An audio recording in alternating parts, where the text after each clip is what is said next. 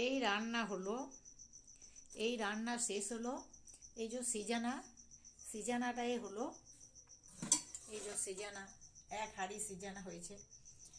এটা হলো কি রান্না, সকালে উঠে থেকে ঠাকুর পুজো, ঘরে যাবতীয় কাজ, 8 রকমের রান্না, মাছের গাদা, 3 কেজি 4 কেজি মাছ ভাজা, রান্না করা, মানে ঠাকুরতলার দিকে যেতে একটুও সময় পাই নাই। এইসব রান্না হলো। তারপর 2জন বয়স্ক আছে, শাশুড়ি আর মা। মা তো তাহলে ওরাতে বাড়িতেই থাকে। আর শাশুড়ি মাকে বলছি খেতে দিই, শাশুড়ি মা বলছে না এখন খাবো না, আমি পরে খাবো, তুমি ঠাকুরতলা থেকে ঘুরে এসো গা। তা এত কাজ, 2দিনকার রান্না একদিনে করা, কে যে এটা সৃষ্টি করেছিল আমি তো খুঁজে পাচ্ছি না।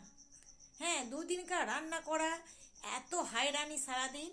কালকে রান্না বান্না কিছু নাই, কাল আমাদের মানে বাসি জিনিস খেতে হয় সব, মানে সব আজকে রান্না করে রেখেছি, সেগুলো সব কাল খাবো, ষষ্ঠী পুজো হবে, তারপর আমরা খাই। কালকে গরম জিনিস খেতে নাই, কাল সব ঠান্ডা জিনিস খেতে হয়। সন্ধ্যের দিকে আবার গরম করি, সন্ধ্যের দিকে রুটি, তরকারি যাই হোক করি, সন্ধ্যের দিকে খাই, সকাল দিকটা কিছু খাই না গরম জিনিস।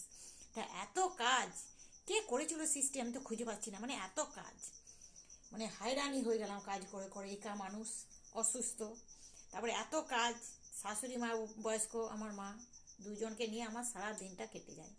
তা মিশলে এতগুলো কাজ আছে, একাই সব করলাম। এই যে ভাত, সৃজনা, এইগুলো ভিতরে সব খাবার আছে।